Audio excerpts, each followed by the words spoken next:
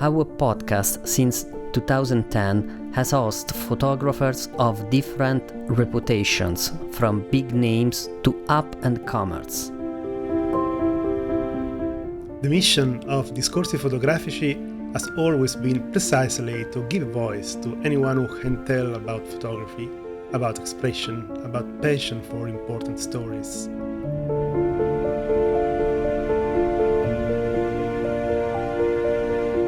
However, some big names have always been part of our wish list, and one of them was that a typical Steve McCurry day, where I go and when I go, depends on the light.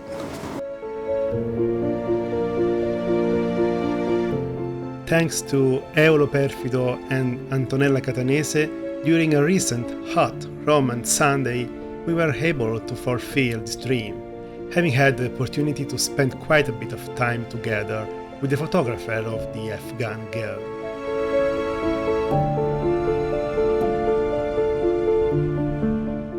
I think in photography, we miss opportunities every day. That's just life. I think you just have to recognize that life isn't perfect. Sometimes you win, sometimes you lose.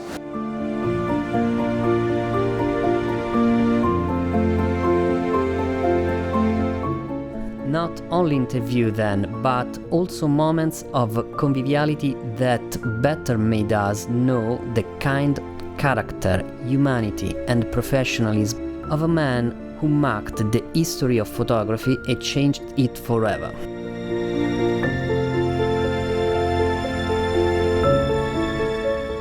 I'm more interested in the story and the emotion and not the color. Color for me is sort of a secondary.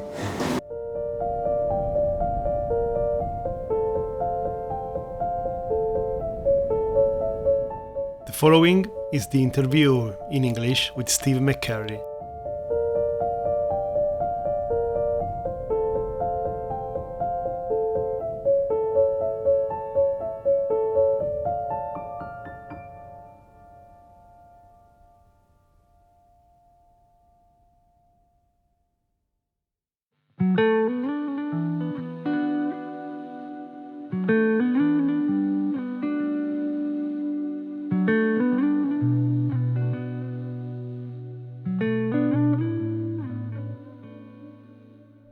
Why did you become a photographer?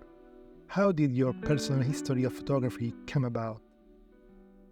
I was searching for something to do in my life, which I wanted to, something that had meaning and purpose, and something which would be fun and creative.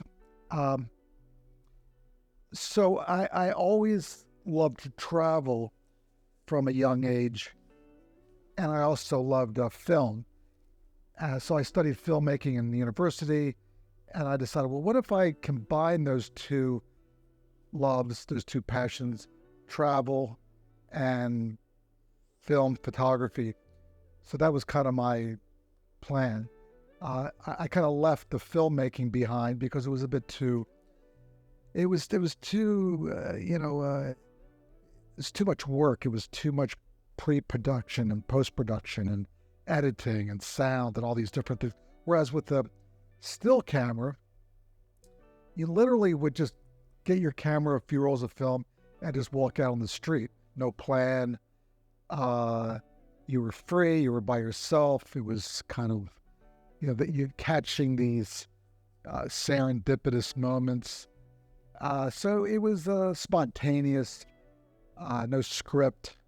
It was kind of, so that was kind of my way I kind of approached photography.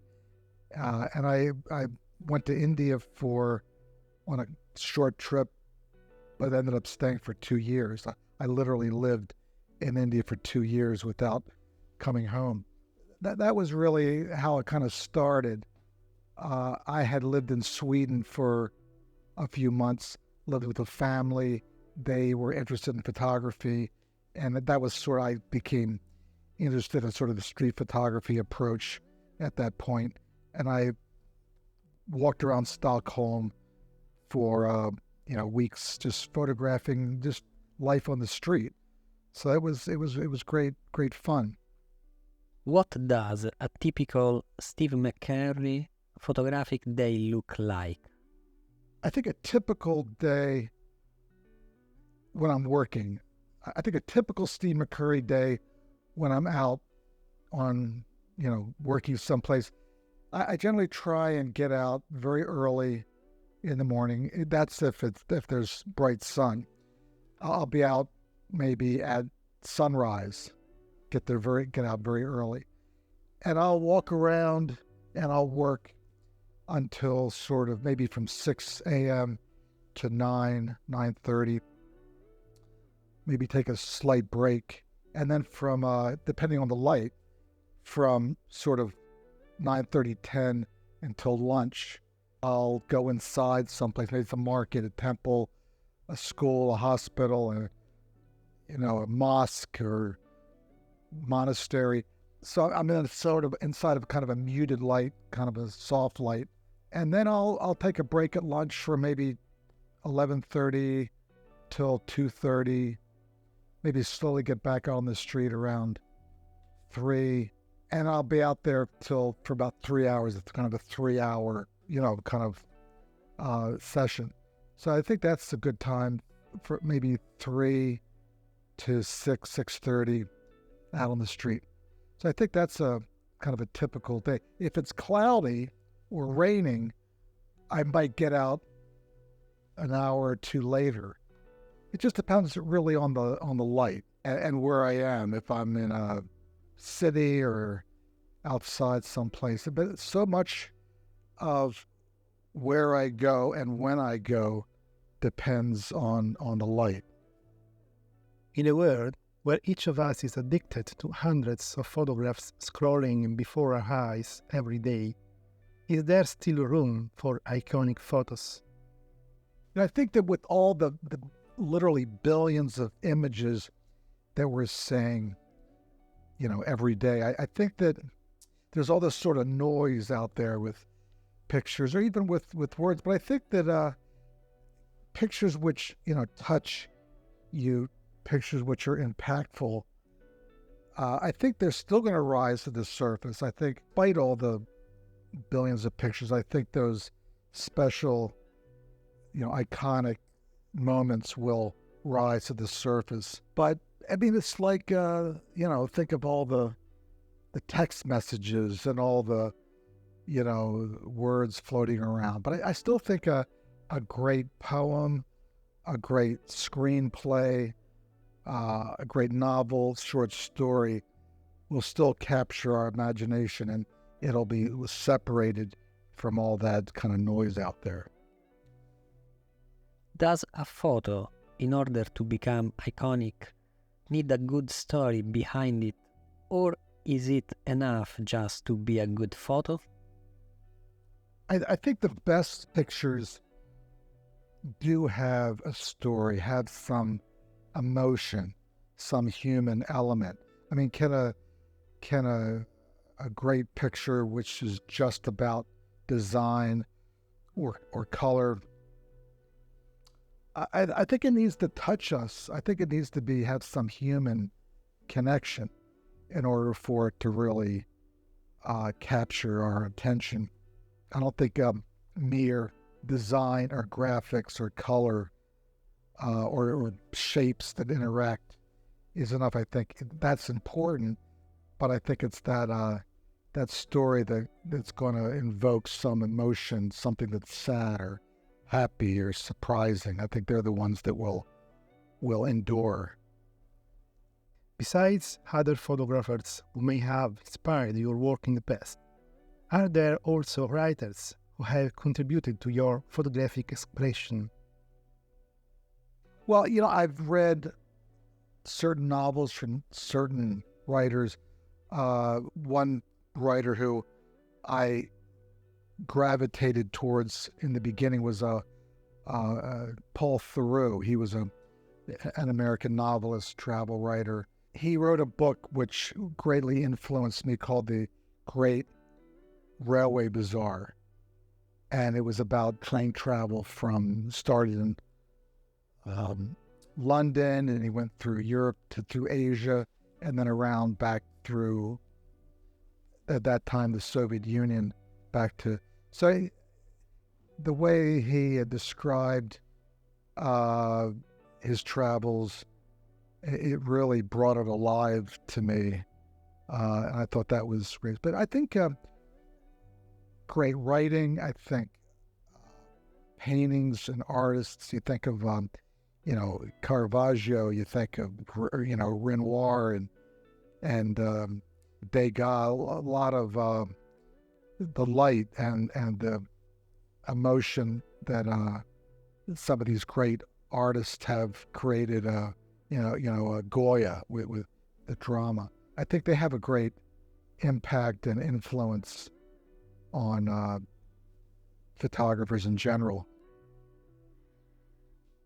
Your portraits of people in distress in Pakistan and Afghanistan have been used as a covers for a special series of records dedicated to Bach's cantatas seen as musical pilgrimage. The orchestra director John Elliott Gardiner said that in Bach's music, small lives do not seem small to the people who live them. Is this also the case for the subjects of your portraits? When you're out working on the street or walking through a village, I think you see this kind of shared humanity, and now and then you see a face or a person, and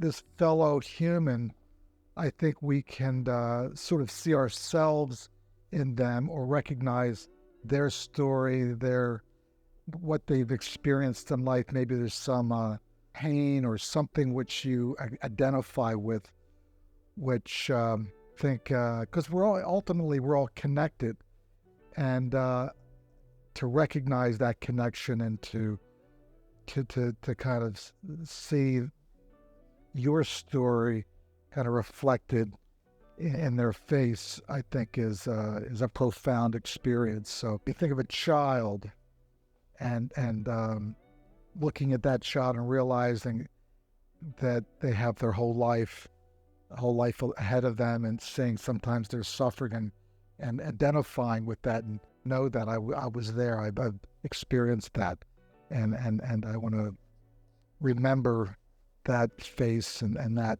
expression or something. The way of telling the story of war in photography has changed a lot in recent years, showing more and more crude and sensationalistic scenes. In your photos, on the other hand, hope is always present. Do you think there is a need to return to a more humane narrative, even of something as serious as war? I think somehow we see the world, and in my case, I photograph the world in my own way, and it's the only way I can see the world is through. So, I mean, am I optimistic? Do I try and show the world? And I'm just reacting to my own sort of personality and to my psychological makeup. I do try and see hope even in some disastrous situation, just because that's the way I naturally am. So it's nothing forced, nothing kind of contrived, nothing I'm trying to do. It's just a natural sort of impulse, and it's an intuitive way of reacting to what I see out there in the world. The idea of that in war photography, trying to show the horror and the kind of the ugly part of humanity and the worst part of our character. I mean, I think there has to be, that we need to see that, but there's always two sides of everything. There's sort of the forces of evil and there's the forces of good. And I think there needs to be some sort of balance. Certainly we need to remember and see the horrors and the atrocities that have been committed so that we can hopefully not repeat that. But there's also positive forces out there which are trying to, kind of counterbalance that. So, I probably fall somewhere in the middle of those two kind of conflicting forces. In your opinion, would changing your portraits to black and white change the indeed message and emotions?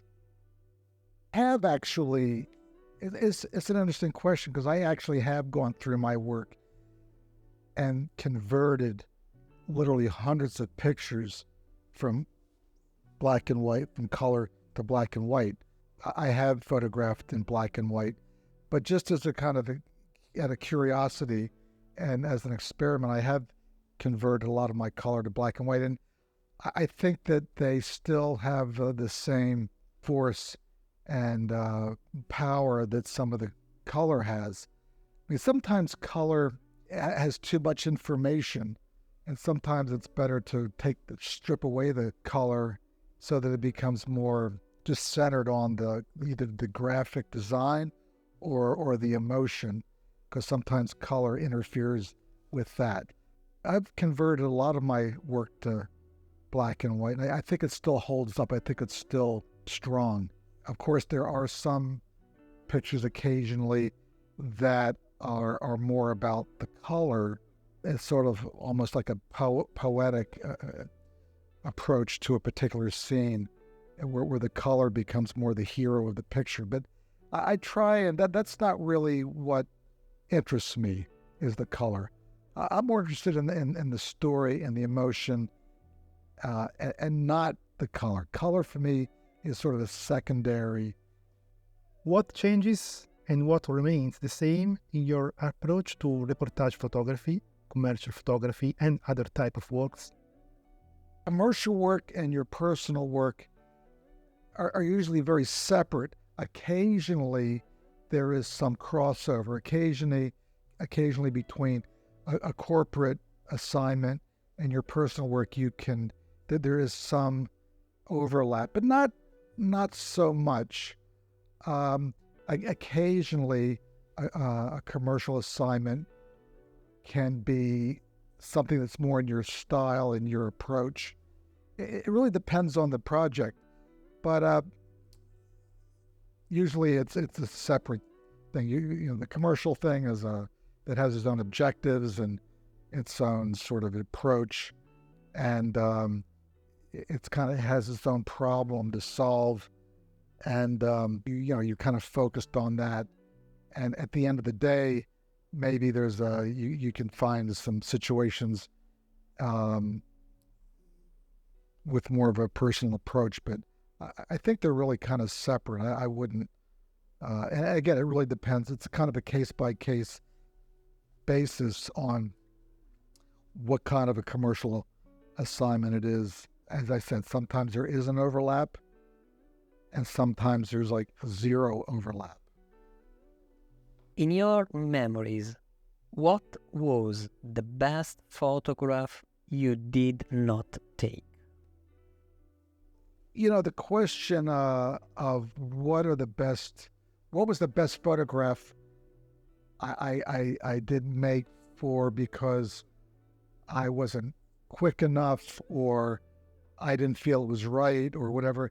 These kind of things I don't think about. It's like, do you have any regrets about this or about that? I put that out of my mind. The pictures that maybe got away, or the pictures that for whatever reason didn't materialize, I think you have to be positive and not dwell on missed opportunities, mistakes, or even try and recollect them, because there's it's kind of a negative thing, which I don't really. I think you'd have to be forward thinking, not try. Oh, I wish this. I kind of regret or something was not right. I think in life, do we have missed opportunities? I think we all have missed opportunities, whether you're a photographer or whatever. But I think that, to try and live your life in the best possible way And some opportunities are missed, others are taken, and hopefully in the end, things balance out.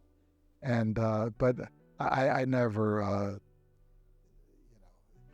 I think in photography we miss opportunities every day. There's good pictures which we think we see, but that's just life. I think you just have to recognize that life isn't perfect. Sometimes you win, sometimes you lose, and whatever. If photography could be divided into 3 moments: framing, shooting, and the viewing of a developed photo, which of these moments would you be most excited about? The moment that is the most exciting, whether it's framing or is the recognition when you see something and you think, aha, that's going to make a really interesting picture, whether it's a face or shadows or a story of things coming together. I think that's the most exciting part. And maybe seeing the story and the design and the light all kind of converging so that there's a piece of action, but it's also in the right light and the design, the composition, everything is kind of working together. I think that's the most exciting part. I mean, of course, viewing the final result is exciting, but I think if you're out there and you make the exposure, you pretty much already know that you have the picture. Now, getting that confirmation that what you thought you had is indeed what their final result is, that's satisfying and exciting, because you realize that, and then seeing it on a piece of paper, that's really kind of great. But the whole process of photographing, it's all kind of inextricably connected. So the recognition of the picture and the clicking and then the viewing, it's all this sort of interwoven process which you can't really separate.